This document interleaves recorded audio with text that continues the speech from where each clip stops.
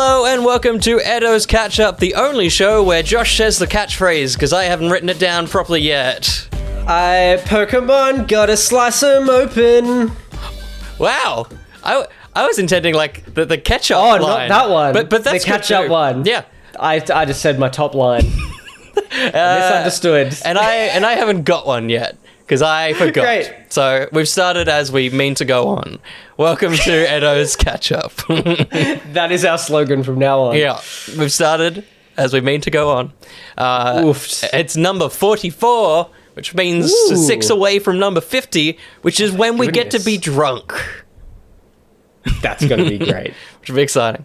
Jeez, what a show. We're catching up. Josh, you want to catch us up? What's been happening? I do. I saw a movie last weekend. Mm-hmm. I think the day of recording last podcast. Mm-hmm. Went out to the movies. I saw a movie that I will talk about, of course, in the Rexeg, but in front of me, in line, I mentioned this to you, yes. and I got their name, I got the person wrong. I said the wrong person. I knew exactly who I was talking about, but I said the name wrong. Yep. I saw freaking Mark Bonanno from Auntie Donna in the line in front of me the whole time. And then he went off. I don't know if he was in the same movie as me, but when we left the cinema, he was going into the bar that we had decided before the movie that we were also going to go into. It was like a restaurant bar thing. Yep. He was with his dad, Oh, Charlie. cool. Yeah. But so that was very cool. So we were, sitting at this restaurant bar thing, just having a drink. Yep. Just right behind him. It was Sick. I could only see the back of his head. Yep. So I took like a little sneaky photo, but it's only the back of his head, so it looks like nobody. It's just a guy. You cannot tell who Yep. it is. But the whole time I'm like, if I get an opportunity to not bother him, but ask and talk to him, I will. Yep. But he's, trying to see a movie with his dad. He's eating. Like, I'm not. You don't bother people. No. You don't bother celebrities or people. No. And then the guy that served us from Grilled before we went and saw the film. Yeah. He was like, I made some jokes with him. He seemed like a fun guy. Yeah. But he walked up and then just stops and yells across the outside of this restaurant bar where we were. Yeah. It was like, Mark from Auntie Donna? Good. And he turned around and he's like, yeah, hey man. and the dude's like, oh my gosh, can I get a photo? And you could just see his shoulders drop. He's like, he looks at it, looks back. He's like, yeah, okay. Yeah. No worries. And I'm like, man, I'm glad The opposite. I didn't end up asking for a photo. But at the same time, I was a little bit jealous that guy got his damn photo. Yeah. Yeah. He got to talk to him. I was a little annoyed, but I'm glad that wasn't me. Yeah. Yeah. It's crazy how some people just don't understand. Yeah. You could just tell that he was not keen. Yeah. Yeah. And I have one other thing, which I've had for a while. I've had since Sydney. I believe this was a catch-up news thing. Yeah, cool. A while ago. It's not the thumb things, unfortunately, yet.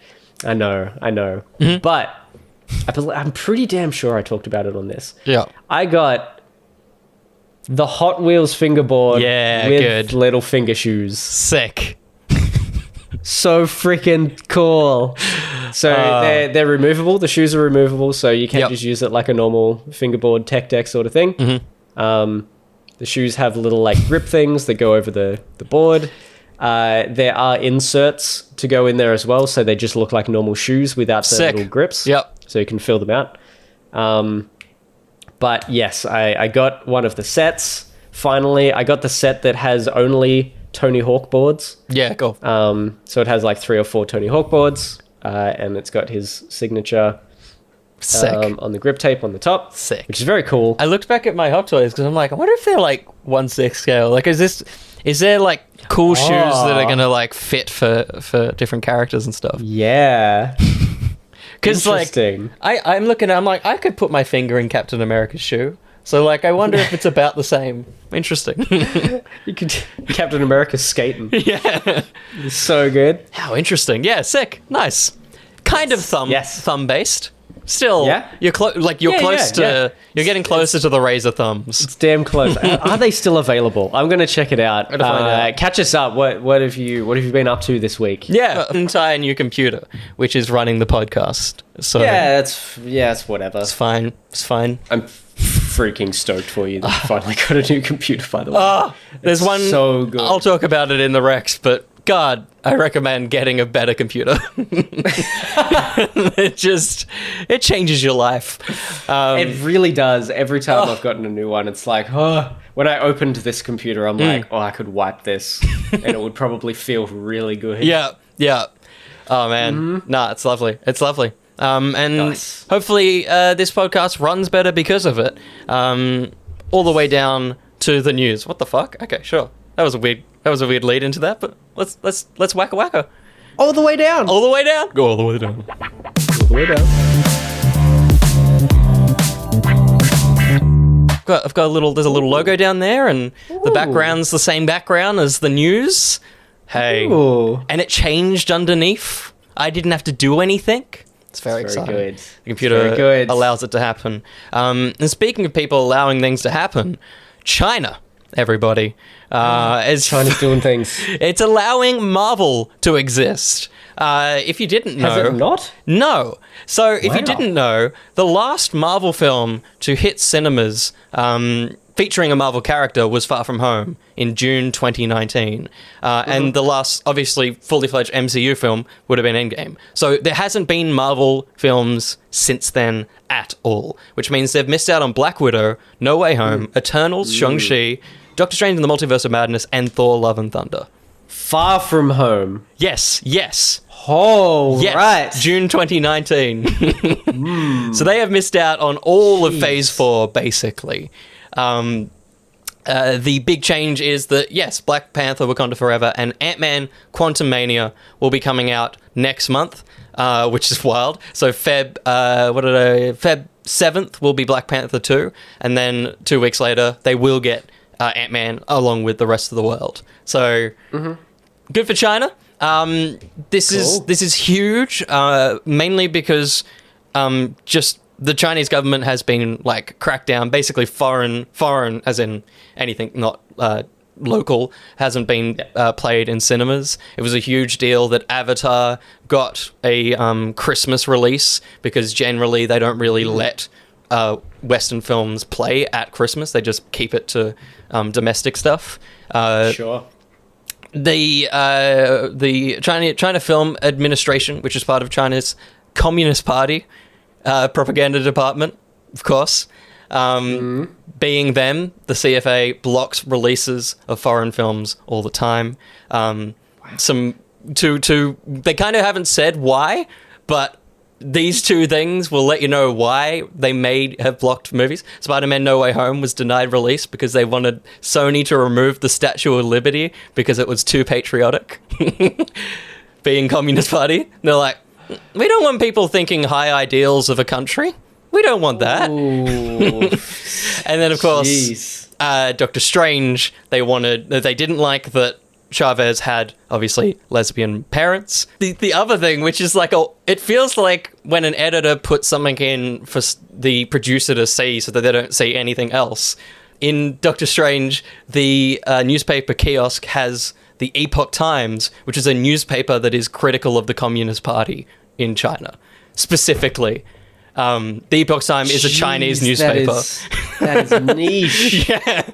My goodness. So, I mean, it feels like they were never going to get Doctor Strange to play in China. So, yeah, two films. Black Panther obviously being a big deal because in China also they generally hide any people of color in posters and trailer material. And being Black Panther, that is a huge step to be just playing that. Trailers and posters haven't been edited. They are one-to-one with what America has had as well. Wow. Which is huge. Cool. So it says the readmittance of Marvel films comes as the US and China work to repair relations and also amid other signs of China's government easing its hardline approach on the private sector. So things seem to be changing for the better in China. My tiny fear is Bob Iger is back. he hasn't always been great with inclusivity. My fear is possibly that he has sold to the Chinese government, hey, play these movies, and then our next ones may be a little easier to edit out the stuff you don't want. Like, this may be a bargaining chip of, like, let these movies through, and then in the future, we're going to cut the movies for you properly if you promise you'll play them, which is a bit worrying because, of course, we don't want the movies to be less, quote, political. Like, more inclusivity is never a bad thing, especially because some of the new Marvel characters, which China would be afraid of, are some of the best. True. So yeah.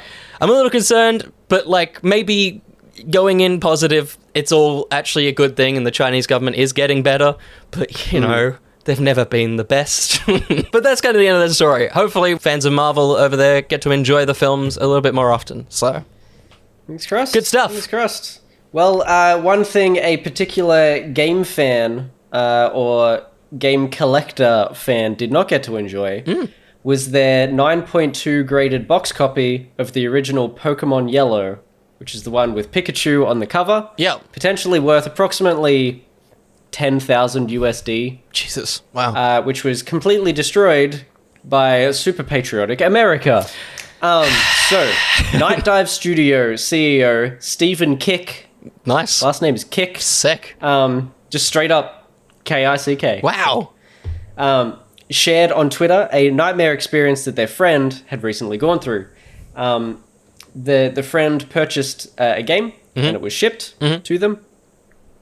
But not before going through US Customs, who assumedly evaluated the package being shipped through the mail. And in doing so, not only broke open the acrylic grading case. No! And discarded the seal of the graded game that had 9.2 written on it. Yep. But also, just cut the cover Oh my god. out of the box to No. see what was inside. Jeez. So I've got a picture for Oh you. no. So we can see this. Yep. That And sucks. Holy is shit. Oh my god. Disgusting. That's so sad. Isn't Oh that my insane? god. Why? So the price that this guy paid for it was not disclosed. Yeah. But based on how much similar graded versions of this game are going for online and things like that, people have evaluated it from between probably like 5 to 10 grand US, if not a little more. Disgusting. It's so bad. Jeez. So they're still yet to find out whether he will be reimbursed for what happened, and that sort of thing, or whether what they did was totally okay. It also depends, I think, partially on whether he had it insured, which for something like that, you would assume he did. Yeah. So fingers crossed for that guy. Hopefully, for Kick's friend. Kick.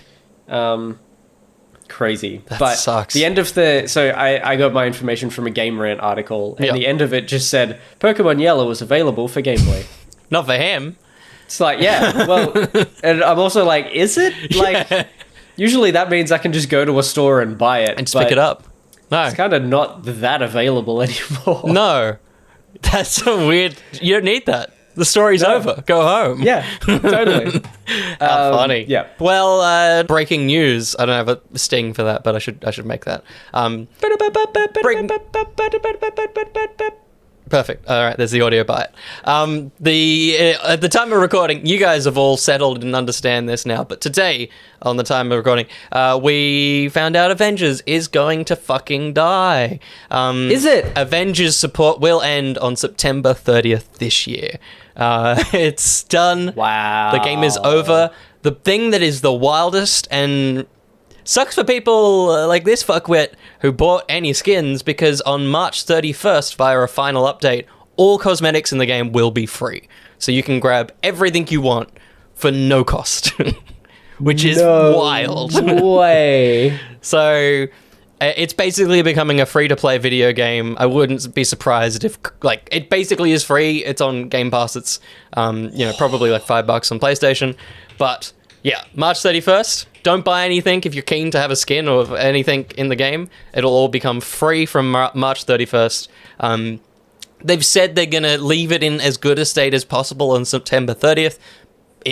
Servers will stay online, but of course, you know, as the hardware changes and things happen, it's going to start breaking because from the 30th, they can't do anything else to it. Yeah. Yeah. Wow. Wild. That's crazy. Yeah. So that's nuts. Well, this is a list. Freaking list. Is a bunch of classic, original retro arcade games that are freaking free. I saw this just pop up on Facebook, and I'm like, I need to find out what these are. As I was going through, I was like, bit of a average choice of list, but okay. Nonetheless, we're going to go through them. So we have, first of all, 1943, the Battle of Midway. Cool. So, yeah. So, do you remember, or do you know of the game 1942? Which is like the plane, top-down plane, and you're just shooting other planes coming at you. And sometimes you go over like a battleship. Something like that. Yep. Yeah. So it's the sequel to that. It's 1943. That was 1942. Cool. These were published by Capcom. Yep. Who were Japanese. But both games, center weirdly on the players' U.S. Army planes gunning down Japanese fleets during World War II. Cool. But it's published and developed by weird Japanese companies, I believe. Cool. That's a little strange. Weird. Strange choice there. Yeah. But it is free and available to grab on Xbox and PlayStation. Wow. Through Capcom Arcade Stadium. Yeah, I cool. think it's just a free Capcom thing. Yep. Next game is Pac-Man. Cool. This is where I'm like, it's falling apart. It's really falling apart here. You can get it for iOS and Android for free. Yep. It's just available. And these are like the originals. So these are like ports not of just the base. Yeah, cool. Yeah, like official versions of it, not Sick. just people's remakes or whatever. Yeah. Sonic the Hedgehog Classic, which I got really excited about, and I was like, that's sick. Yeah. Also apparently free on iOS and Android. Oh, cool. Sick. And compatible with an Xbox controller. Is that connect it? Yeah, I was going to say, is it the Christian Whitehead one? But I guess it's just the base original. Yeah, it says Sonic the Hedgehog Classic. It looks cool. Like the original. Yeah, sick. Yeah. And you can Bluetooth an Xbox controller, PlayStation controller to it. Yeah, and cool. It works. Yep. It's freaking sick. You've got Pinball FX. Which is on Xbox. Yep. You can get it. And then the last one is Shadow Warrior, which is kind of cool. Yeah. This is free on Steam. This is like, there's a whole series, I believe, of Shadow Warrior games. And I just need to read the description that the article that I was reading had about this, because it seems insane. Okay. So the main character, it says, his power-tripping former boss sends a slew of demons after him as punishment for quitting, which he responds to by blasting them in the face as he runs across Japan. Yeah, amazing. Cool. But Shadow Warrior makes me think it's like stealth. Yeah, stealth and also swords. Yeah. But I think it's guns in modern day. What the fuck? Amazing. Bizarre. So, yeah, that is free on Steam currently. Blast them in the face. Blast them in the face. Sick. Crazy. Cool. That's it. That's the list. That's your list. Very underwhelming. I have a big fucking list for my third story, so we're listing. Netflix announced their 2023 slate, so I just wanted to give you a rundown on the things that I'm going to put in my eyes, and I'm sure Josh will too. So I've got a card, but Netflix blocked our Game of the Year video because I used 10 seconds of fucking point P footage. So I've avoided using the sound effects for Netflix, and I think I'm going to bypass any copyright laws by doing this. Tovey. And there's no copyrightable sound effects in that whatsoever. Netflix 2023. It's the Tovey guide. Name thanks to Dion, I'm pretty sure. I think it was, yeah, from memory. First up is True Spirit, which drops on Feb 3rd. This is kind of the lowest stake one. It's a very Australian film, and it's about Jessica Watson. If you remember, the female sailor that wanted to go around the planet on her own, unassisted. I remember that thing. Yeah, she was like super young, right? Yes, yeah. So this is a film based on her story. It's Jessica Watson is played by Tegan Croft, who plays Raven in the Titans show. Nice. So that's a name. Australian? Yeah. That show has 4 Australians in the main cast, because Nightwing's also Australian. Wild. Right. It also has Josh Lawson, so it's a very Australian film. Next up is Your Place or Mine on Feb 10th. The tag was, I can't believe it, an Ashton Kutcher and Reese Witherspoon rom-com. We've been waiting for ages. And I'm like, I don't think I've ever thought about them in the same film. Who's been waiting? Who's been waiting for that? Tell me who. I didn't look it up, but I feel like there's no connection for those two actors. Like, no. Who was asked? Something we do need in our lives is We Have a Ghost on Feb 24th. I've just used the actors' names in this because we'll never remember the character names. Anthony Mackie and his kid moves into a house haunted by a ghost, played by David Harbour. No way. Exciting. And that, I was like, that's enough. And then it says, when they investigate the mystery of David Harbour's past, they become a target of the CIA. I'm like, what the fuck? Oh my gosh, this photo I've just found. Yep. What is his hair? It's so fucking cool. I'm so excited. That looks like this looks fake. Yeah, it looks like a fake movie. An SNL sketch or something. Sketch. Yeah, it looks fucking delightful, and it's very soon, end of Feb. Oh, we're back in the Tove guide, everyone. Good. Everything's running. That looks insane. My computer is doing everything right. That was my fault. Then Extraction 2. It's time for the second Chris Hemsworth Extraction film. Interesting. On June 16th. I didn't copy any of the story because there isn't one. I just wrote, fine. He's alive and there's action to do in the snow. It was my my thing. Pretty good, because all it was it was just action to do in India last time. Yeah. But this time all that movie was. He's in the snow, and maybe there'll be a kid to look after, and maybe there'll be David Harbour. It won't be. He died. They cloned Tyrone. Oh yeah. He was. But then so did Chris Hemsworth though. That's true. So. Oh, that would be cool. Maybe he's the villain. Maybe he's the villain in their Russian setting. That's never happened before with David Harbour. Yeah. Or on Netflix. Maybe in the Anthony Mackie movie. The ghost of the Extraction guy is in that movie. We have a ghost movie. And then at the end of that, they get him back to his body by solving whatever mystery there is. Yes. That brings him back. His soul is able to reunite. Yeah. The CIA that is after Anthony Mackie is Chris Hemsworth. In the other film. Yeah. All of these are connected. Yeah. The Netflix-averse. And so the reason Chris Hemsworth is alive, they cloned him because they also cloned Tyrone, which is coming out on July 21st, which the description for this one reads, a series of eerie events thrust an unlikely trio onto the trail of a nefarious government conspiracy in this pulpy mystery caper, which is very exciting. Interesting. The 3 leads are John Boyega, Jamie Foxx, and Teyonah Parris, who is Monica Rambeau. So it's a very exciting trio. Cast. Hell yeah. Next movie is here because it sounds boring as shit. It's Millie Bobby Brown as the character that... remember there was that Disney Plus movie with damsel with a princess that was sword fighting and shit, and she had a horrible big ginger wig on.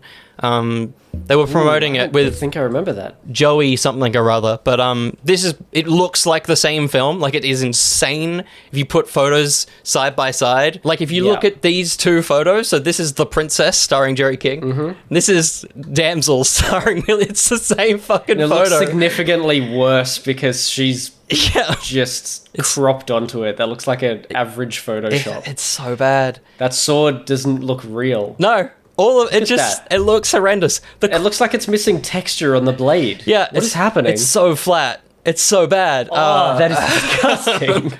I don't know if The Princess was good. I didn't hear much about it, but either way, It looks better. it looks better than that. And the craziest thing to me is this also stars Angela Bassett, fresh off her Golden Globe win for Black Panther. I don't know how they got her. Horrible film. Next one, surprising, Pain Hustlers, October 27th. A blue-collar woman struggling to raise her daughter takes a job at a failing pharmaceutical startup only to get involved in a dangerous racketeering scheme. This stars Emily Blunt, Chris Evans. Ooh. I'm in. Cool. And then I'm back out again because it's directed by David Yates, who directed the ugly-looking Harry Potter films. So... they might be great in it, but this guy fucking sucks. Yeah, okay. But hopefully it works. You know when the Harry Potter films stopped having color in them? That was him. That was the guy that was like, grey. That's the only color you'll see.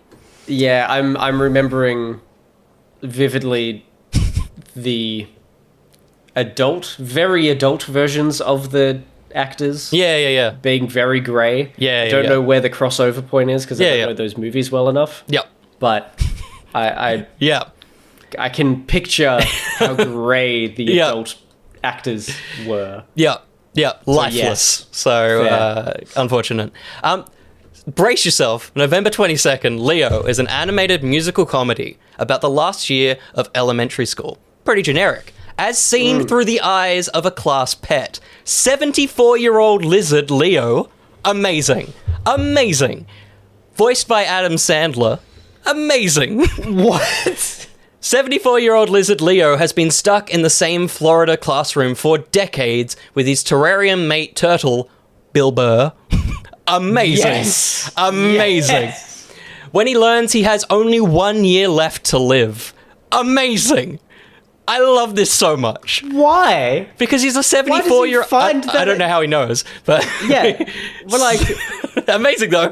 Why is the absolute cutoff age for a lizard 75? I hope he is looking over the shoulder of a kid on Google who has looked up the life expectancy of a lizard. And so he doesn't die by the end of the movie. He just saw that. Yeah. That would be amazing. So when he learns he has only 1 year left to live, he plans to escape to experience life on the outside. But instead, this is like a Disney level film. I'm so excited. But instead gets caught up in the problems of his anxious students, including an impossibly mean substitute teacher. It ends up being the strangest but most rewarding bucket list ever.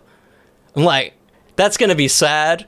That sounds so fun too. Yeah. Man, I'm so excited. Sounds great. When's that? So that's November 22nd. So it's too far. I know. We've got to watch Damsel before we get to watch that. Also, we have Leave the World Behind on December 8th, which is kind of not a murder mystery, but something happens. There's a vacation with a bunch of families. Something happens. Yeah, it's one of those movies where things happens. A threat. Just one thing. I mean, all these descriptions are so fucking generic. I'm sure the movies are great. It says a threat grows more imminent. Sure. I hope so. Otherwise, the movie would be pretty boring. A threat grows less imminent. By the end of it, they're like, what were we worried about? A murderer slowly leaves a family alone. Yeah. That would be amazing. All right, that's our next one. This one is December 8th, starring Julia Roberts. That's what I'm going to do. Try and guess all the names of these people. Who's that? Julia Roberts? Yeah.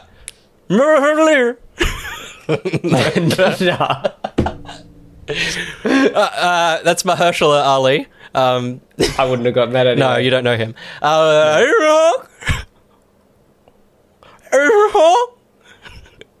Ethan Hawke? Yeah, nice. Hey. And no, that's more obvious than doing a weird voice. No.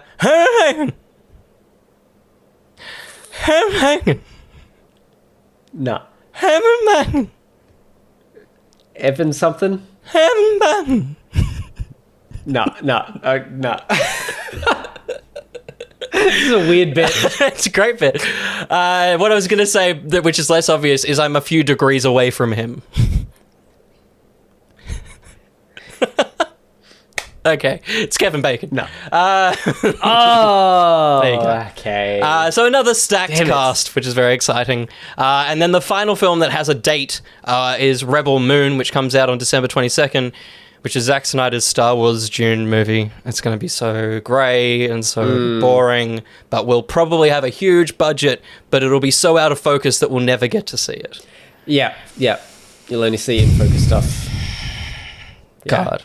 No excitement for that at all. You'll only see in focus I know. stuff. I was going to pull you up on that. Good. Chicken Run Dawn of the Nugget is coming out this year. Never forget. Holy crap. Yeah. Dawn of the Nugget. Correct.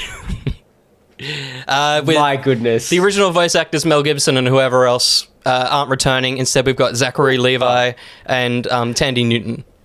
You got me so excited. Like, the original cast named back. them. Like, cool, they're back.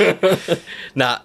You got me. Mel Gibson. Zachary Levi, though. That's very exciting. And Tandy Newton. Who was the other one? Tandy Newton for Westworld and Solo: A Star Wars Story, and her daughter played Sarah at the start of The Last of Us. You know Tandy Newton. Oh, yeah. So that's very exciting. No date on that one yet. Then the final thing, which I said Wonka was going to be the most British film this year, but this is going to be it. This is the untitled Wes Anderson Roald Dahl film, which will be adapting a bunch of different Roald Dahl short stories into a single narrative. It's very exciting. That's a cool idea. The cast: Benedict Cumberbatch, Ralph Fiennes, Dev Patel, Ben Kingsley, Richard Ayoade, and Rupert Friend, who played the Grand Inquisitor in Kenobi. So British. So incredibly British. Awesome. Yeah. So that is this segment. Thank you, Tove Guy. Tove. And that is also, I believe, this segment.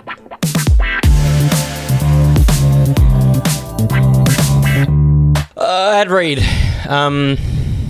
Should we just get to the next thing? Because this is a long... Yeah, we're just going along.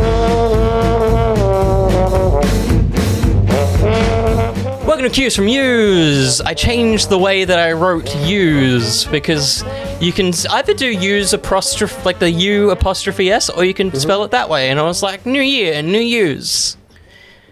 Cool. I dig it. There you go, everyone. New Year's, New Use. Did you have a cue lined up? I just talked for a long time. Let's go for Josh's one, since we did just discuss this a little bit just prior. Yep. Joshy asks, on the brain because of Barjo's on-stream rewatch of the 10th anniversary Good Game Live episode in 2016, which I believe is correct. Yep. Yes, yeah. What was sitting in the audience for that like? Because during that stream, you can just see Will and I the whole time straight away just behind the main cast. It's great. I'm curious how different the experience was for somebody working behind the scenes for ABC versus an outsider. Was it hard for Will to get Josh a +1, or did Josh have another inside source? Any anecdotes surrounding that experience as well that the previous questions don't capture, please? Cool. It's a good question. I believe, because you weren't like working there, you were still kind of doing interny stuff. You didn't have a job that you were well known. I hadn't been paid. Yes. Yeah. But you were like editing Pocket. Yep. Never relatively changed. Consistently. Yeah. So there wasn't a direct in, and I think the way to get a ticket, I think before maybe they put out an actual call, was to send in a birthday card.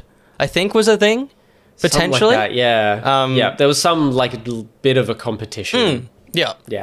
So I did that, but I think it was always I'm gonna go.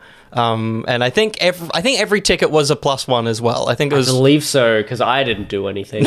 You just got there. You wore a cool costume, which is the reason we got to sit behind them as well. I mean, that's right. I'm sure I would have been close, but because we actually looked pretty damn cool was the reason we got a hot spot on the show. Yes, all of the people that cosplayed were put in one section, which was going to be where the main camera was facing. So we were behind the main cast, looking at the rest of the audience. Yeah, weird. We were directly in front of them. Yeah. So it was like a normal audience where it's like audience, then camera, then the another stage, audience. But then we were sitting on the stage. Yeah. It was very cool. Yeah. No, it was an awesome experience. Basically, everything you saw is what happened. There's not much in addition that was shot that didn't end up in the show or anything. It was a pretty perfect record. I think there may have been a few pickups right at the end, but pretty awesome. I didn't really have any behind the scenes knowledge. Like you say, I was kind of on Pocket, but this was handled by everyone, and even there, everyone was so on it. It wasn't like we sat and chat to anyone. It was we were as much of an audience member as anyone else. It was yeah. That's right. And what's the redhead guy that used to run the live streams? Oh, Joe. Yeah. Joe was like sitting with us in the thing. Like, there were just crew sitting it was in amongst us as well, which was very cool. I'm pretty sure. Yeah, it was Joe was Mario and Sam G was Luigi. Yeah. Maybe Sam was Luigi. Yep. Yeah. It was very cool. And then Tripod played as well, which was very cool. Yeah. It's very cool to have them there. I had been listening to them for like years at that stage, so it's very, very fun to have them there. Yeah. And at the end, when they finish it up, we were welcomed to just run onto the stage and throw balloons around and party with the people as the credits rolled, and they had the fun the blurry shot in the background under the credits. Yeah. Oh, it was so good. It was such very, very fun. And I mean, obviously it wasn't intended to be, but a delightful way to kind of end good game, like, because it was the final year as well. So yeah, that was like the last episode, right? There was like final eps, but that was like pretty close to the end of the year. Insane, but so fun, and it's cool that it's like come back up and you've rewatched it and stuff. That's really cool because it brought back memories for us. We were discussing it too. Yeah, oh, it was lovely. Yeah, Stephen has been rewatching a bunch of stuff, so it's been cool. That's cool. Yeah, it's been cool seeing him, like, because ABC Gamer, they get Barjo and Hex to rewatch their reviews of things, and that's like new content on the YouTube channel and stuff, which is a cool idea. I've got to watch some of those. Yeah, they seem fun. No, it's good. Thanks for the question, Joshy. I was going to pick another chunky one, but, fucking this episode. So I'm going to pick another Dolphin Pants one just to get us out of here quickly. If you had to survive off one liquid that wasn't water for a week, what are you choosing? Now, I basically do survive off water. I don't really drink much of anything else. But I've got a fucking easy one because I'll just drink like 4 hydrolytes a day. I was gonna say you could probably just do hydrolyte. Yeah. I'm good. Technically, it's water, but I'm putting a tablet in. I don't know where maybe if I buy the bottles, I'll be good. Because then I'm not utilizing water in a base form. Because hydrolyte is a tablet. You could pre-prepare all of your tableted water and just have it in bottles ready for you. Yep. Because you will likely, maybe not die, but you would not. Be very good at the end of a week without water. After however many times I evacuated, they did my blood tests and were like, your bladder and everything is basically dead. Like there's nothing going on there. They're prunes. So I kind of need water, Dolphin. So fuck you. I'm not gonna do it. Jeez. What about you, Josh? Probably need some water as well. Yeah, that's true. Look. The thing that I basically do live on is just Coke. It's just Coke. I do when I'm sitting here working, I do just drink water. Yep. As my forced water consumption. If I need to drink something, I force myself. I get the biggest glass that I have and fill it with water, and I just try and drink that all day. Drink your cream. That's right. If it's not that, it's probably Coke. It's Coke. Pretty uninteresting answers overall here, but that'll be it. That's what we do here. We'll start as we mean to go on. That's right. And we mean to go on to this segment. Rec. The biggest intake of air. You were expecting some warps. I think I was expecting like a title card. There's still not one here. No. It just wiped to us again. You weren't hidden, boy. That was great. That was very funny. Welcome to the Rec Seg, where we talk about things that we have watched or played. Yes. Did we both watch the big thing that dropped on Monday last week? We did. So let's talk about it. The Last of Us has started. The adaptation of the video game series. Just FYI, there are light spoilers ahead for The Last of Us TV show, and basically no spoilers ahead if you've ever played the video game. So if you don't want to hear any Last of Us chat, head to 44 minutes and 56 seconds. How did you feel, Josh? I felt quite good. I think it looked freaking great for a adaptation. Like yeah. Like some of these things, like I think the thing that people had been comparing it to was Resident Evil. Yep. Which does look pretty schlocky. This does not. Yeah. This looks like it could be like an original film, original show. They definitely cancelled Westworld for a reason. They were like, meh, we'll just take some of that money. We don't need to make another one of those. It looks freaking great. And it's like genuinely creepy at points. Like the grandma in the blurry background. Oh, God. Oh my goodness, so nuts. So I started watching this with my girlfriend, who obviously has not played the games. So I'm very excited to watch this from week to week. Yeah, see how it goes. How about you? How'd you feel? I think similarly, I watched it with the parents. I don't think Mum loved it, but I think Dad is keen. Like he 2 days later was like, is there another one of those, that weird show? Is that out again? I'm like, no. Weird show. Yeah. Great. Because also, like, the first episode never gets too scary as well, so, he's still hooked. Doesn't, haven't found a clicker yet. No, once he sees one of them, we might lose him. Because, and yeah, for me, 100% it's one of, like, it's stunning. Like, it's stupidly, and, like, the things that they've recreated is nuts. Like the town that they're in at the start is like 1-to-1. There's a photo of Pedro before he goes into, when he's talking to one of the guards, there's a photo of Pedro against a brick wall with the door, and then a shot from the game, and the door is the same and the color of the bricks are the same, and it's like, fuck, man. That's so good. Yeah. And like at the end when they're escaping the town and they're going through like the pipe with broken things and the helicopters going over. I'm like, I freaking remember that from the start of that damn game. Yeah. That's so cool. It's dumb. And I'm sure the sound effects are all the same. I'm sure they've ripped stuff from the game.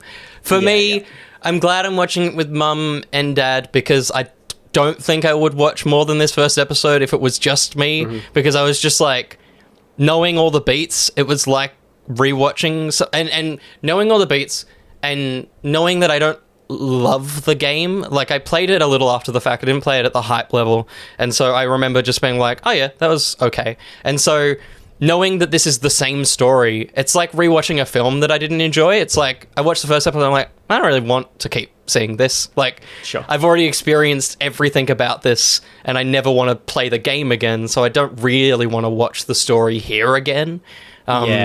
So yeah, I'm as I said on Twitter, if Dad drops off it, I probably won't finish watching the show, because I just don't care. It's just I will say that the opening is phenomenal. It made me understand what the zombies of The Last of Us are in a way that I never really got. I think that I'm very glad a scene like that exists in the show, especially for people that have never experienced the story. And I think that those are the moments that will be very good and exciting. It's the new stuff that gets added into the story. So like the whole prologue of Sarah living her life and doing stuff. I think that was really nice to see. But for sure. Yeah, I think there was some stuff in like the original game about like where the zombification come from, and it's not just like, it is literally linked to that insect. Like fungus thingy. But just a scene to just be like blatantly, this is it. It's like, okay, cool, thank you. I need that. And it had like that the mummy sequence. It had the dude. It had the guy from the Mummy. Scary guy. Oh yeah. So they had the guy from the Mummy as that, and then it had the Peacemaker creepy man as the tall scientist. Yeah. That's the one I was talking about. Yeah. But yeah, the other guys, I haven't seen him in ages. The guy from the Mummy films, the British one. I've seen the Mummy film, so what a fucking loser. Also, I managed to actually watch this like legally too. Yeah, nice. I did too. Nice. Yeah. So I found out that with my parents' Foxtel account, of course, I can log in on my TV and just get all like watch on demand stuff. Yeah. All the HBO stuff. It's just unlocked a whole new world of like streaming stuff and watching live Foxtel on my TV. Here, which is really sick. Are you sure you don't want to watch how the stock's going, Josh? I mean, you might want to see how the stock prices are going. Yeah. Some hottest mix. Chuck that on. Why not? Yeah, that's all Josh's TV can do. Love it. That's all it can do. It's freaking annoying. And like kids music channel or something. Kids and Pop. Fuel TV, which I ended up tracking down and absolutely loving. Yeah, good. It's an extreme sports channel. It's just skateboarding, snowboarding, surfing all the time. That's pretty good. Loved that back in early high school on Foxtel. Yeah. Best. Good. I also watched a show that dropped this week, which for me was more hyped than The Last of Us, and that's of course that 90s show, the sequel series to that 80s show, which was a sequel series to that 70s show. You see? Yes. So, did you watch much 80s show? It was a single season, and it was bad. Cool. But you watched it. I watched it. It was bad. But this is not. It's very good. Nice. I adored it. Of course, the cameos that are throughout it are the highlights. The actors just like are the characters. It's like confronting how good they are. Just settled right back in. Straight back in. The only downside is Laura Prepon has like this horrible redhead wig that like doesn't work because everyone else has just got their hair, but she's obviously not that anymore. Yeah, sure.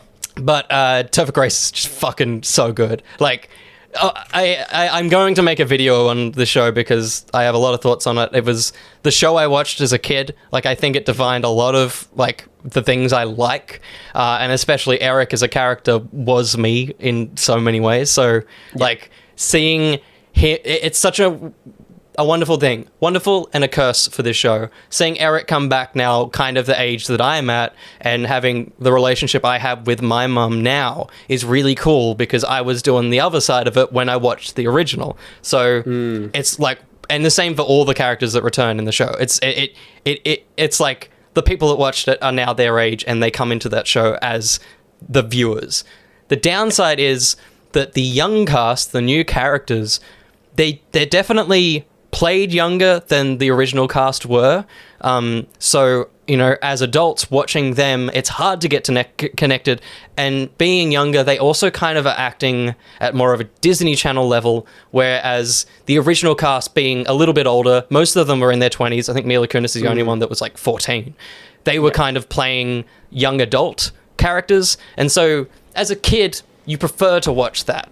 You prefer seeing people older than you are that you can still connect with. Whereas this time, people my age are watching this and they're not connecting with these like 15-year-old kids who are having those problems that a 15-year-old have. And then likewise, I think young kids aren't going to watch that and enjoy that. So it's a weird segment of the show. The writing is still very good. Like the jokes are like exactly the same. Not obviously not the joke themselves, but the writing is like perfect. It is so good. It's allowed to be a bit more adult because it's on Netflix, so like the parents are saying bitch and shit and stuff, which is wonderful. It gives it a little bit more of that. So like I adore it. I hope it gets a second season purely because sitcoms need it. The first season of a sitcom's never that great because they're finding all the ongoing recurring gags and they're finding the characters, and the second season will be great. It can either go in a direction of more cameos, which will help the show, of course, or write it really well and not need that cast and let the young cast be the center of the show. I don't know what is the better thing, but either way, it's 10 episodes and like I'm laughing through it, and I kind of didn't expect to laugh at it. Like I expected to groan more than laugh. Yeah. What's the concept? Is it the kids? So the kids of the original cast? So the main kid, and she is the best, is the kid of Donna and Eric. She has studied Eric. Like, she has studied Topher Grace's performance to a just phenomenal level. Like, she nails everything about his character, and she is the best part of that gang, which is good. Nice. It's good for the main character to be that. The other ones are kind of kids that have grown up in Wisconsin. Like, they're not specifically tied to anyone except for one character, and it's a great reveal in the show, so I don't want to spoil it, but there is one other character that is related to the original cast, and that reveal, which unfortunately is like the clip that's being shared, so people have probably been spoiled already of it. Sure. It's sweet. It's really sweet. I really loved it, so give it a watch if you're a fan. Yeah, very, very cool. Nice. I have a mini documentary series that I watched last year and was part of this ongoing set of things that I keep saying week to week that I've watched but forgot that I watched. Good. And so I keep going, I got to write that down and mention it on next week's podcast. And now this you is are. the third week in a row that I've now remembered something that I watched before the first one of the year that we recorded. Dear. Ridiculous. But I watched Pepsi Where's My Jet? What's that? It's a documentary series on Netflix. Yep. About a guy who is like 50-ish now, probably. Mm-hmm. But when he was, late teens, early 20s, Pepsi put on a rewards program where you could, like, when you buy and drink, like, Pepsi, you keep labels or you have, like, codes and stuff that you keep, and that goes towards a point tally. Yep. I think depending on the size of the thing, depends on how many points and all that sort of stuff. Yep. And there was an ad which had, like, like it had kids at a school, and like a kid will have a hat and it's got like 50 points, and a kid will have like a shirt and it's like 150 points, and a big hoodie jumper and it's like 500 points, whatever. Yep.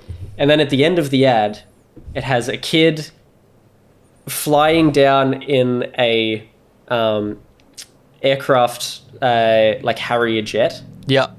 Landing in the school, and it says Harrier jet, 7 million points.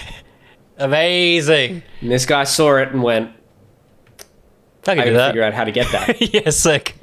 Because essentially, like, if he went and bought, like, he did all this math, he figured out how many people he would have to hire, how many warehouses he would have to hire to store all of the Pepsi, and how much money it was going to cost him overall. Yeah. And he went to this guy that he knows who is an entrepreneur who, invests in various things, and was quite wealthy. A man probably 20, 30 years older than him. Yeah. Well, I feel like maybe 10 to 15 years older than him at the time, possibly. But had made a lot of money investing in things. And he would be 10 to 15 years older than him at all times. That's true. This is true. But he basically goes to him and goes, like, will you help me try and get this jet? Here's all my math. And the guy's like, that's too much. We can't do that. Like, that's going to be insane to do. He then sort of gives up, and he's looking through this booklet, which has all of the prizes. Yeah. The Harrier jet is not one. Yeah. And at the end of this book, he sees some fine print that essentially tells him that he is able to pay a little bit more money for extra points to get the things that they want. Yeah. So then he's like, all right, this is now feasible. And then the whole series is just a fight between Pepsi going, this was a joke, obviously, and this guy going, there was nothing saying that was a joke. And in the ad, being like, kids kind of got a point. Yeah. And like, the ad changed after that happened, and they put it up to like 700,000, 700 million points and all this stuff. And then there's like controversy of like this stuff that happened in Thailand or Vietnam where Pepsi ran a similar thing. Yeah. And there was this huge controversy over that, and no one got a single prize. And what's this on? Netflix. Yeah, cool. Yeah. Just on Netflix. Pepsi Where's My Jet? It's good fun. Sick. They do some cool recreation shots. So it'll be like, the guy now that was the kid will sit down in a chair. There'll be sort of like glitchy shots where it'll look like the camera's glitching out, and it flashes between him and then like a kid version of him sitting in the chair in exactly the same position, and they keep like doing that from time to time. It's really cool. They do some really interesting fun shots in it. So yeah, it's a good fun little documentary series. If you're interested at all, go check it out. Oh, good. Yeah, cool. Yeah. Currently in cinemas is the film Puss in Boots: The Last Wish. Nice. This is so fucking good. It is so ridiculously good. My girlfriend just watched the first one like this week as well. Yeah, not that one. Definitely not that one. She loved it. She was like, it's okay. It's okay. But this one, I like it visually better than Spider-Verse. I like looking at this movie better than Spider-Verse. Whoa. Now, okay. That's a call. That isn't because it is doing anything like bigger. It is doing the same kind of things. The animation is just gorgeous. It isn't, obviously not being comic book inspired, it is going for more of a painterly look, which is equally really cool. All the fight scenes, whenever action gets frenetic and exciting, drops to the on-twos. So that's where the Spider-Versian inspiration is. Yeah, cool. But for me, because it isn't doing as much as Spider-Verse, I like to look at it more. I love Spider-Verse, but like it almost gives you a headache, like the amount of insanity, and it's one of my favorite films of all time. I'm not knocking it, but I enjoyed watching this film more than I did when I look at Spider-Verse. The story, from an eye point of view. Yeah. And like everything else about it is phenomenal. The voice cast is so good. The story is incredible. It's so much more deep and rich than I was expecting. It is so about death. It's about anxiety. It's about loss. It is about trust. It is so good. And it's also, I've seen clips of the original film. I didn't need the original film. There are ties in this film. There are characters that come back from that first one, but like you don't need it, which is the thing I adore in sequels. I can't recommend it more. It's just so good. Crazy. Well, I watched a movie last week, the one where I saw Mark Bonanno of Auntie Donna. I watched M3 Gan. Oh, nice. I watched Megan. Yes. You watched Megan. Yes. Finally did it. Exciting. It's been out for after a week. Yeah. Yeah. It was pretty good. Yeah. I went in not expecting much, and it kind of felt more like a parody of a horror film. Yeah, it wasn't that scary, but if you go in with that mindset, I feel like it's pretty fun. It's a pretty good movie. Sick. Yeah, I thought they did it well. There's obviously funny shots, like the dance scene in the hallway and stuff is very random. Yeah. It's even random in the film. Yeah, good. She doesn't dance any other time except that. It's kind of a bit random. Sick. It was good fun. I thought most of the cast was pretty good. Ronnie Chang was freaking great. Oh man, he was great. And then I went home and watched his Netflix special, Ronnie Chang Destroys America, after that, which I have seen before. Yeah. And there's 2 others that I haven't seen. But I just had to go home and watch that. I loved that comedy special on Netflix. Well, when you said I had to get home and watch, I was like, had to get home and watch his one scene from Shang-Chi. Like I was just thirsting for more, and I had to skip through because Disney Plus doesn't have chapters, and I just had to fucking find that scene. Yeah. It's that one where he welcomes Shang into the ABC? The bar. Yeah. It's great. Love it. But yeah, it was good, fun, horror film. Yeah, cool. It felt like probably what would have been a parody of Chucky. I know people are comparing it to Chucky and they're not happy about Megan because they're like, oh, Chucky already exists, so why does this exist? It's a different film. Shut up. It's a different film. Dumb. It's a battle between that and Otto for tomorrow's film that we're going to go and see. I can't decide. I really want to see Megan because for me, Otto seems good, the Tom Hanks film, but there's something about it where I'm like, I feel like this is watch at home film. Like this is a bowl of chips and just chill. Whereas Megan is like, if you're in a room with more people, it's going to be an experience. Where I'm like, I don't know. We'll see what happens. I feel like for you and me, we don't watch horror movies that much. I feel like horror, I feel like we particularly probably wouldn't watch horror at home. Because we want to enjoy something. We could just watch something else at home. Yeah. So the only horror films I think I've seen, most of the horror films that I've seen and enjoyed have been at the movies. Yeah. Being Brightburn. You fucking love Brightburn. The greatest horror film ever. The greatest film ever. Megan, Megan, the paranormal activities, I enjoyed those, but they also scared the crap out of me, especially when I got home. Maybe we'll see. We'll see next week what happened. I'm intrigued. Let me know. But what happened this week is 2 more movies. The Menu I watched, which is, of course, the Ralph Fiennes, Anya Taylor-Joy, Nicholas Hoult. Yes. Do you want to watch this movie? Yeah, it's very good. It is... The biggest problem I have with it is that I know Emma Stone was supposed to be Anya Taylor-Joy's role. And Anya Taylor-Joy, her American voice is very husky and sounds like Emma Stone. So knowing she was supposed to be in it, the whole film, every time Anya Taylor-Joy was speaking, I could see Emma Stone's face, and it was really... Right. Because Anya Taylor-Joy also has dyed red hair in the film, and, you know, that's kind of my go-to Emma Stone visual. So it threw me. Like, it was hard. It was weird to watch the film purely because I knew that fact. But, really, really good film. I think it never does too much, which is really nice because it is a very tense film.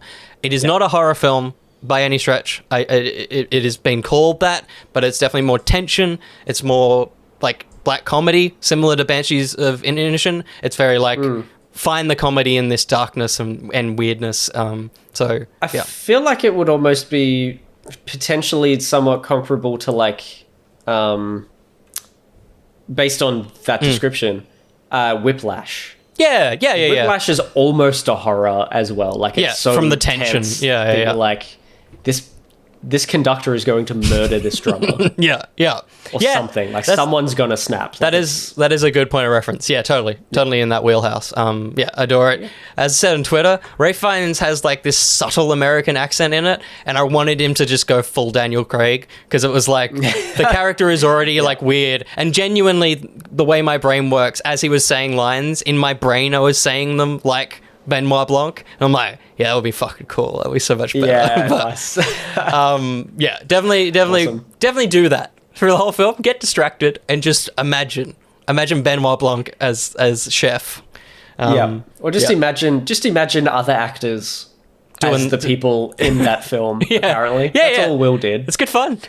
Nicholas Hoult, I just kept waiting for him to turn into the Beast, but he never did. He stayed as is. Damn it. Yeah, and that one is on Disney Plus now, so you can watch that at any point. Nice. Am I doing one more, or are you doing?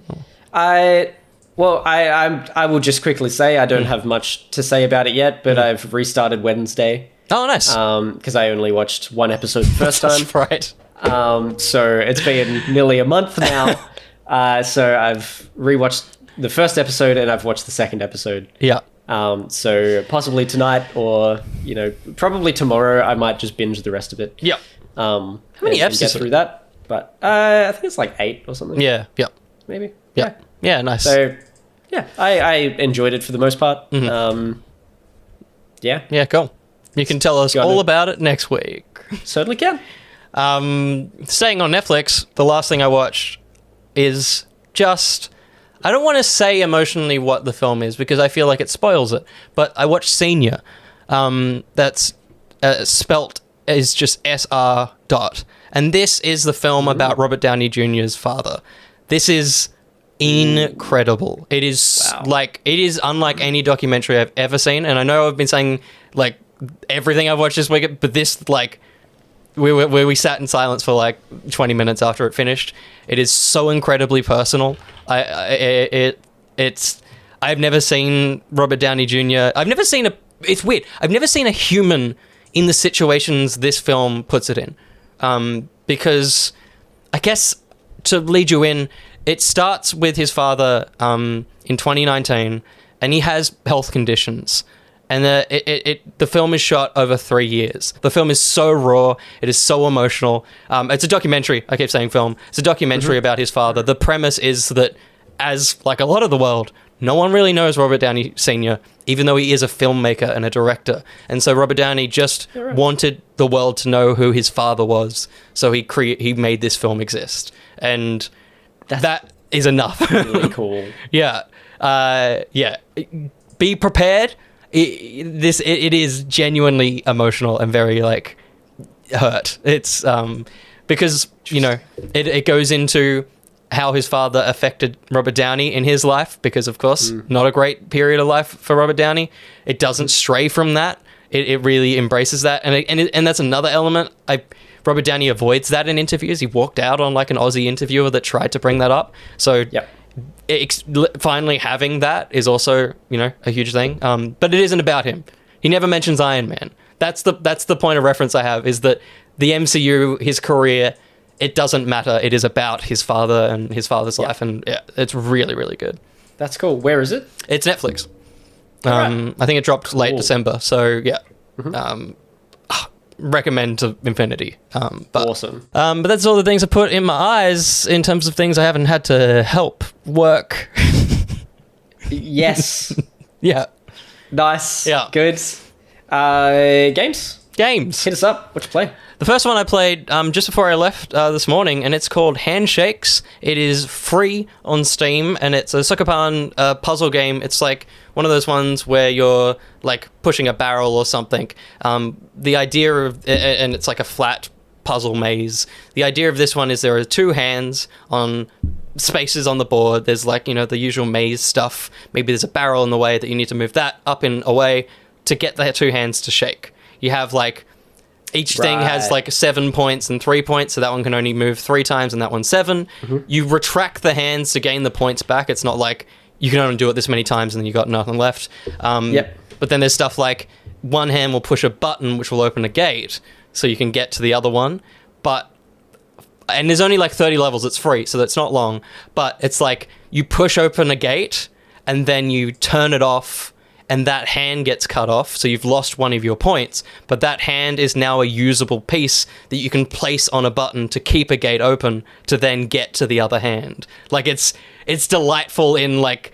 And I haven't been stumped at any point. I only got up to, like, level 15 or something. So I'm sure it's, like, 20 minutes, 30-minute experience, but it's super delightful. And my first 2023 game, because it dropped a couple of days ago, I think. Nice. Yeah, okay. Oh, that's cool. Yeah, it's a simple really but cool. like really cool puzzle premise. Yeah. Yeah.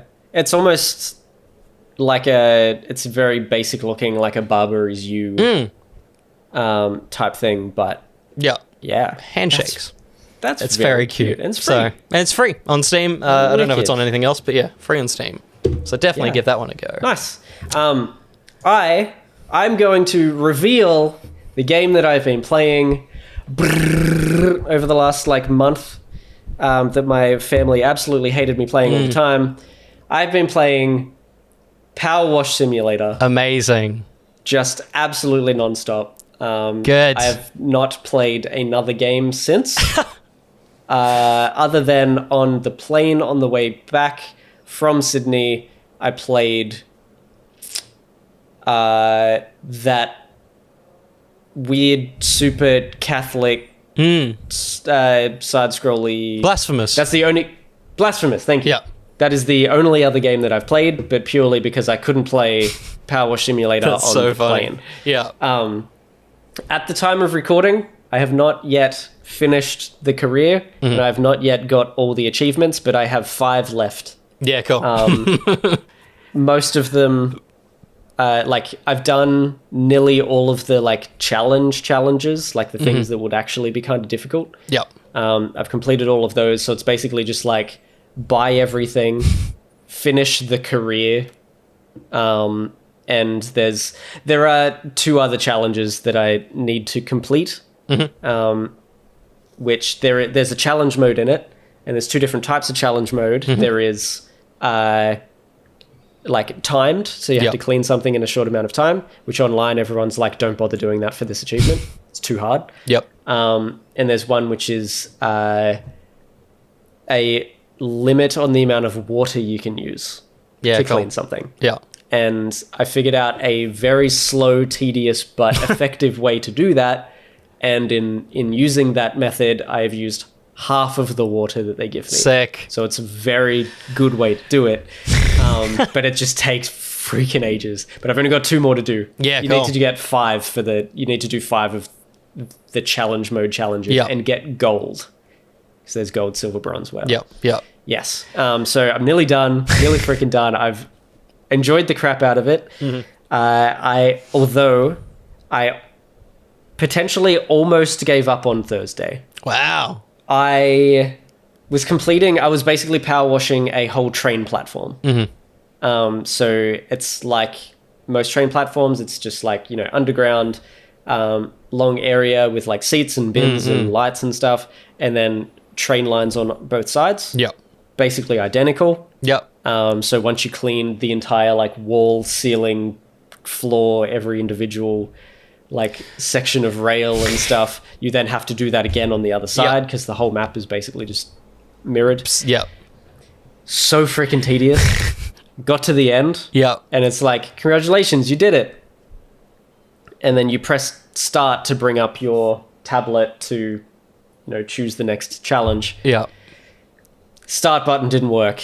Oh, fuck. Couldn't do it. Couldn't press any other button. Couldn't get out of the level. So I'm like, all right. It dinged. Yeah. I was going to say it dunged. It dinged. It Yeah. was like, you've done it. Surely there's just like an instant save thing. Yeah. I'll just restart the game. It's going to be fine. Restarted, came back, 2% completed. That took me 4 hours. Fuck. That was all I did Oh, on dear. Thursday night. It's clean train. Was clean that freaking train line, the platform. Mm-hmm. And I was so close to giving up. I stopped. I made dinner. Yeah. It was 10 p.m. I decided to make dinner. Good. Well, you were busy watching a train line. That's right. Yeah, I had things to do. You're doing your day job. And then I cooked dinner. I came back. I sat down. I took a deep breath. And I started cleaning that train line again. You're insane. Oh, my God. It was, oh my gosh, it freaking killed me. I was so pissed. Yeah. But the weird thing was as well with the corrupt thing. So there was an achievement for that level. And the achievements are like clean these particular things first or last. Like you clean a bathroom, public bathroom, and it's like clean the toilets last. Yep. That sort of stuff. This one was clean the advertisement boards first. Oh. So I jumped into the game, cleaned the advertisement boards, and then I went and cleaned all of the lights. I don't know why I just went, lights are easy to clean. I'm just going to clean those and then go to bed. I think I did that little bit the night before, so the Wednesday night. Yep. When it corrupted and came back, one of the advertisement boards was clean and like half the lights. That's weird. So it didn't even save in the correct order. Yeah. That I had done How it. weird. So I don't know how that happened or how it corrupted. It was the weirdest bug. Wow. It was really, really odd. That's a proper game dev of like, playtest this. It's like, mate, there's no way I could check for this. yeah. It was ridiculous. Far out. But yes, today I've been smashing through a bunch of it. Yep. And I think I'm very close. There is a freaking storyline in this.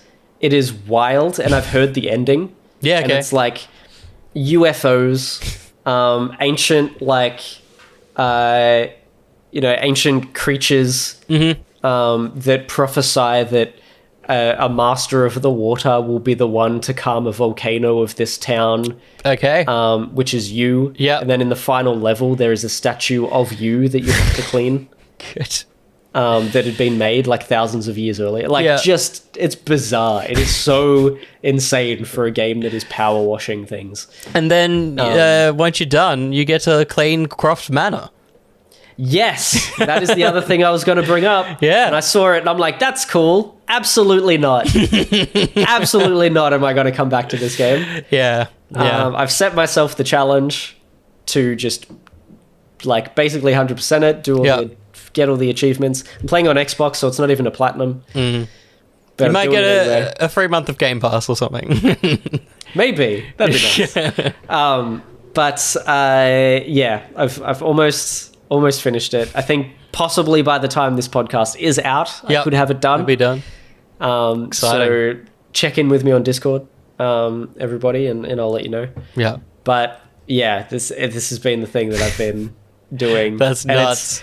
It's there was a weird feeling the other day where I was like, I feel like I'm wasting time here because I'm like, this game is pointless. What am I doing? Why am I doing this? Yeah. But at the same time, I'm like, I am virtually, physically doing exactly the same thing that I would be doing in any other game. Just sitting there staring for hours at a time. And shooting stuff. Pressing some buttons, but just pressing, like just shooting things or whatever. Yeah. I'm like, what's the difference here to any other game? Because I'm enjoying it. It is relaxing, unless the game freaking crashes and I have a mental breakdown. Yeah.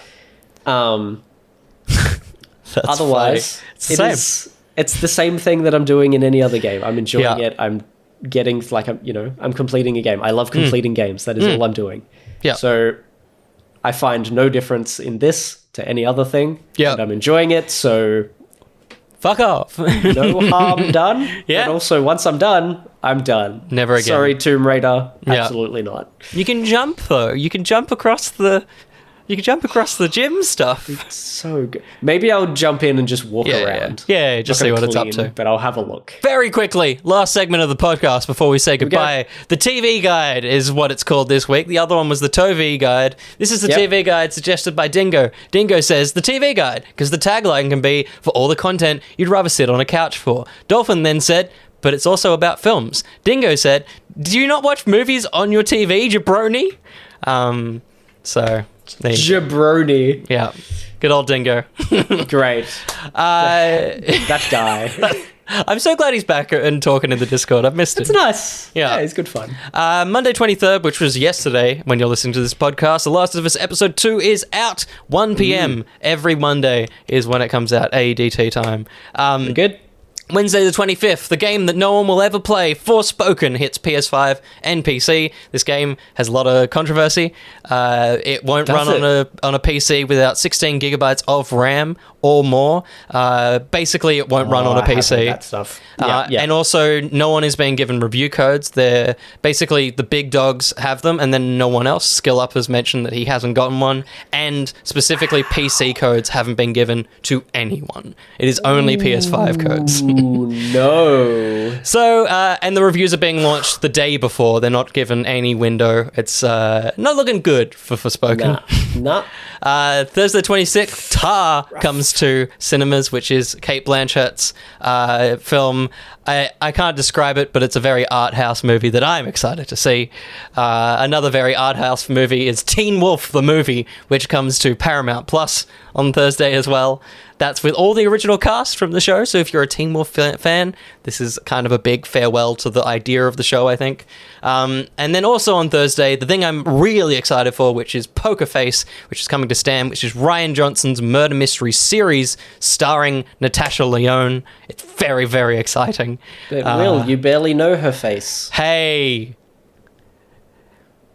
Is that the lyric? No, it's just Poker Face. Oh, right, I see. I barely know her face. Your favourite film, The Naked Gun.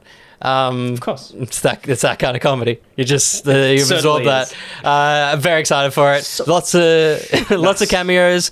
And Rian Johnson murder mystery. It can't go wrong until it's The Glass Onion. Good. 2 episodes of that are coming out on Thursday. Friday the 27th. I've never heard of this, but you have now. Power Chord is a game coming to PC. It's a rock and roguelike deck building game. Battle your way through legions of demons, discover new cards to enhance your instruments of destruction, and take back the city, one dive bar at a time. This sounds awesome. I feel like I remember seeing this. Yep. At something. Yeah, one of the things. This looks fun. It's a Josh game. I'll give it a go. I am also not much of a card person, but I will give this a go. Yeah. Maybe this will be my entry. A card person's on mute and won't be pushed into the audio record, but I'm sure they'll know about cards. Saturday 28th is the Dead Space remake coming to PS5, Xbox Series X and S, and PC. And then, because I realized that I should be doing these from from Tuesday to Monday, I have to talk about the Monday before next podcast. So, of course, Monday the 30th, The Last of Us Episode 3 comes out at 1 p.m. AEDT. There you go. It happens for the next 9 weeks. 8 weeks. And that's everything in your TV guide. Because the tagline can be... in this podcast. For all the content you sit on your couch for. It is everything in this fucking podcast. Let's go. It's been a freaking long one. It has. I managed to get last week's hour 50 down to hour 16, so we'll see how I do this week. This has been the podcast. Coming up this week is something we don't know. Coming up for us on Monday is a big convo about what we're going to do this year, so we'll know very soon. Back at your faces. We'll come your face all year. It's going to be great. Come in your ears, come in your face. Who knows? Damn it. If we send people parcels, we'll be in your hands. Ooh. Be exciting. We need to do that. We need it 3 years ago. Speaking of that, head to patreon.com/each to their own if you want to give us money to get into our super secret Discord. $3 will get you there to talk to all the people, including Dingo. You can auto head to twitch.tv/etonline. If you specifically type that in and hit enter, then it will automatically take you there. There we go. Go there. Where we'll be streaming very soon. I think that figures maybe back next week, not this week, but the following week. And I think we'll be back streaming hopefully very soon. Yes. If you've enjoyed seeing our faces, you're clearly on youtube.com/each to their own. But if you don't want to see them next time, you can head to any audio-based platform, specifically Spotify, and type in ETTO's Catch Up. You'll find us. You if you can see it right now, you saw what Josh was doing. But if you never want to see that again... Go to any Spotify place. That's fair enough. Why would you? Yeah, you don't want that. It wasn't. I don't know what it was. It wasn't a funny joke. It was just some hands. Just throwing hands. Throwing hands. I have a. Oh shit! I have a. Now he's throwing his hand. Handshake, everybody. I have a list of TikToks I'm going to make, so also head to wherever the fuck our TikTok is, whatever name I gave it. I don't know. Nice. It's somewhere. etto.card.co. Double R in the card is where you can find all those links. Nice. Very good. We should just say that. We should just tell people to go there. Yeah, but it's fun doing all the other ones. It kind of is. Yeah. Good. Okay. I thought we were about to get wild again. Until the next time, I've been Will. I've been Josh. Get wild, everyone. Get wild, everybody. All right. Get wild. There we go. I'll do that then very quickly. Here we go. Oh, let's see what happens when I do this.